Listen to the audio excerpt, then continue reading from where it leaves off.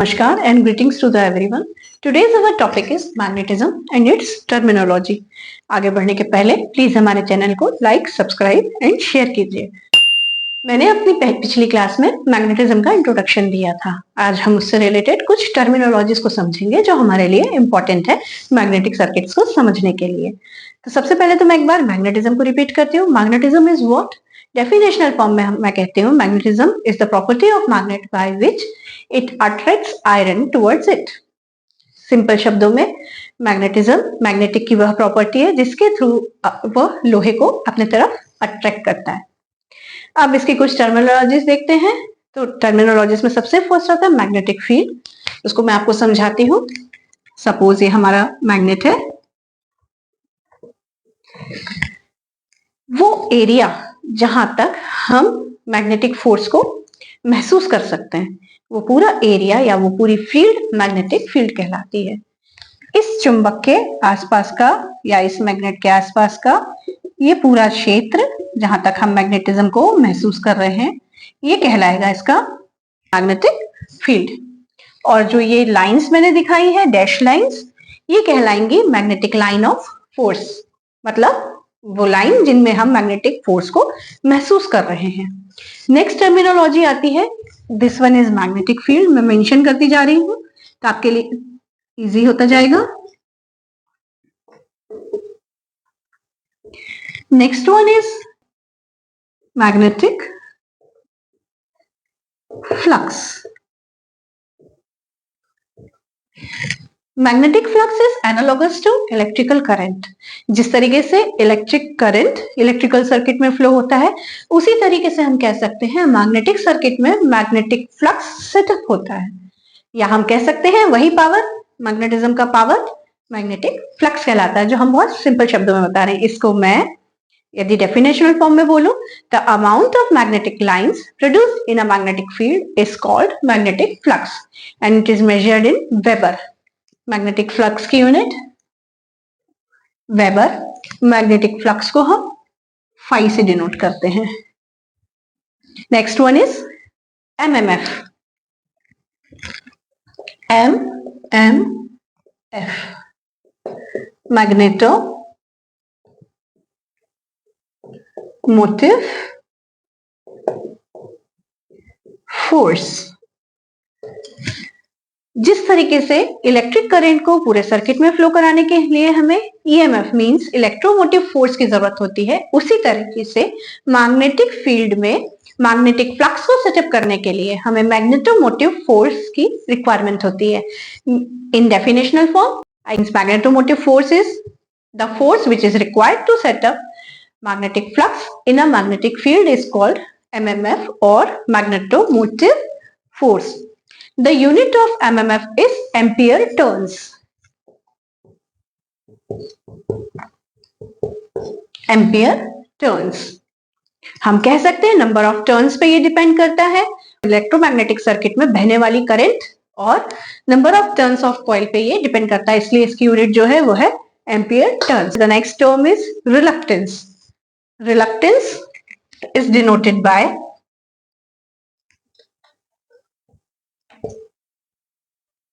S. Reluctance को definitional form में समझते हैं, which opposes to set up a magnetic flux in the magnetic field is called reluctance. Means magnetic field में magnetic flux के setup होने को जो अपोज करता है उसको हम रिलक्टेंस बोलते हैं, उसको हम S से डिनोट करते हैं। आप कह सकते हैं कि reluctance is analogous to resistance. जैसे रेजिस्टेंस का काम है कि इलेक्ट्रिक करंट को सर्किट में फ्लो होने से वो अपोज करता है, सेम काम जो है वो मैग्नेटिक फील्ड में रिलक्टेंस करता है। इसको हम एस से डिनोट करते हैं, और इसकी यूनिट जो होती है वो होती है एम्पियर टर्न्स पर वेबर। कैसे समझ सकते हैं पर weber? Definitely weber means magnetic flux हो गया, तो रेसिप्रोकल हुआ ये, डेफिनेटली कह सकते हैं reluctance is reciprocal of magnetic flux, तो ये डिपेंड करेगा वेबर। और एम्पियर टर्न्स मैग्नेटोमोटिव फोर्स, तो इसको हम ऐसे भी लिख सकते हैं, reluctance is equals to S is equals to magnetomotive force upon phi.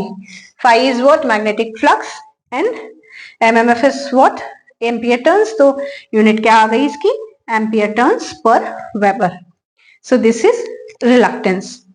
अब मैं बात करती हूँ परमियंस की। Permeance is what? Permeance is reciprocal of reluctance. Means permeance को हम म्यू से डिनोट करते हैं। म्यू परमियंस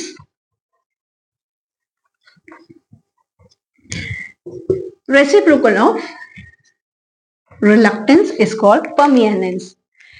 अब बहुत इजी, जब मैंने आपको बोल दिया कि permeance is reciprocal of 1/s या reciprocal of reluctance, तो सिंपल चीज है, reluctance का काम है अपोज करना, तो permeance का काम होगा सेटअप करना।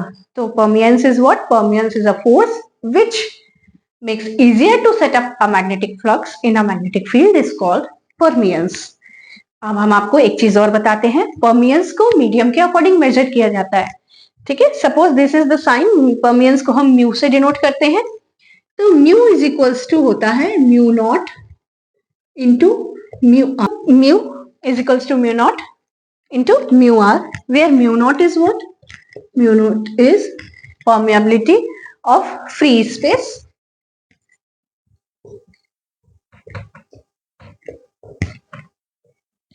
and mu r is what? Relative permeability of any solid medium। कैसे बोल सकते हैं हम आपको, इसको कैसे समझा सकते हैं, एक बार फिर से इसको एक्सप्लेन करती हूं मैं।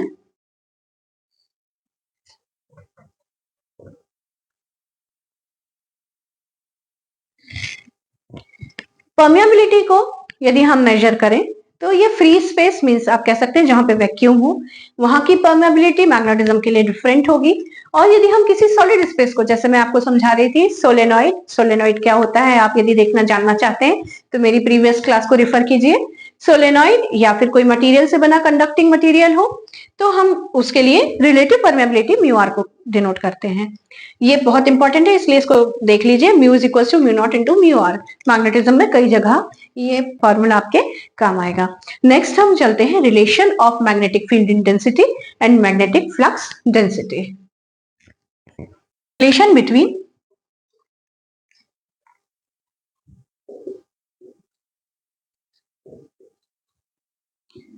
B and H। यहां B एंड H क्या है? B is the flux density and H is magnetic field intensity, या हम इसको दूसरे वर्ड में बोल सकते हैं मैग्नेटिक फील्ड इंटेंसिटी या मैग्नेटिक स्ट्रेंथ। तो हम कहते हैं magnetic strength is what? To maintain flux density in a circuit, the power which requires it called magnetic field intensity। and magnetic flux density को कैसे समझ सकते हैं? flux density means at a point line of magnetic lines जो होती है वो कहलाती है हमारी flux density। अब इसके बीच का रिलेशन, ये दोनों एक दूसरे पे डिपेंड करेंगे डेफिनेटली। इंटेंसिटी या स्ट्रेंथ जितनी होगी उतनी ही मैग्नेटिक लाइंस उस मैग्नेटिक फील्ड में होंगी। फिर से इसको एक सिंपल फॉर्म में बताती हूँ, बहुत इजी एग्जांपल से। ऐसे समझ सकते हैं कि मैग्नेटिज्म के फील्ड में मैग्नेट के पास जितना आपका अट्रैक्शन रहेगा उससे दूर जाते जाते वो अट्रैक्शन जो होगा वो कम होता चला जाएगा।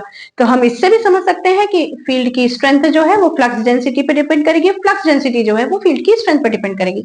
हम इसको लिख सकते हैं B is proportional to H।